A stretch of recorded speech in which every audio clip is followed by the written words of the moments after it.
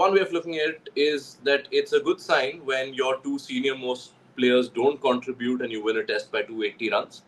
But the other side of it, 34 runs in the four innings between Rohit Sharma and Virat Kohli at the start of a test match season with them not having played red ball cricket for a while. Are you worried at any level? Not worried, but I'm sure somebody made a note of the fact that they would have been better off had they played some red ball cricket, and there was the option of picking them in the Duleep Trophy. So one has to be careful about treating certain players differently, do what's best for Indian cricket and what's best for the player. Rohit Sharma and Virat Kohli not playing wasn't good for Indian cricket, nor was it good for the two players. As we found out, I'm sure, had they played the Duleep Trophy and both they had some time in the middle against red ball cricket, things would have been slightly different. But they had the experience, the class to come into form. I don't see them, for that reason, not being in form at all for the rest of the series. They'll find ways to get runs, but it's something that one must make a quiet note of. And that has been a problem with Indian cricket for a while, where certain players get picked out for special treatment because of the status that they have reached, which actually then in the end hurts that icon more than anyone else.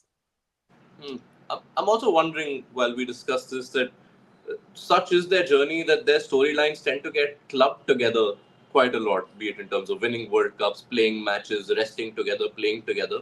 But is it almost unfair if you look at Test cricket in the last 2 or 3 years and their performances? Is it unfair to bracket them together? Because clearly Kohli's struggles are far more pronounced than Rohit, who has delivered a lot of iconic innings even in this phase. Yeah, good point. Because even as players, test batters, Virat Kohli has played a lot more test cricket, and he's got a much greater body of work in test cricket. So that itself is where the comparison stops. But considering that they're your aging players, I club them together, or people have clubbed them together only with regards to rest before this series. And that had a lot to do, not so much with what you exactly said about how much they played and who is more out of form and who needs more practice. It's just because they have the status, an iconic status, and so they get clubbed together. So it's not based on cricketing logic. And I've said this before as well. I'll say that again. A common term that is used is that they played a lot of cricket and they need to be rested. And in the last 5 years, I think Virat Kohli has played the most international cricket for India. He's in 53 or 55. Rohit Sharma below him, and Bumrah has played 34%.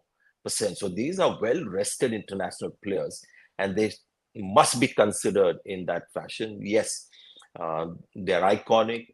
They are not in their early 20s, but it's not like these players have been really put through the grind a lot.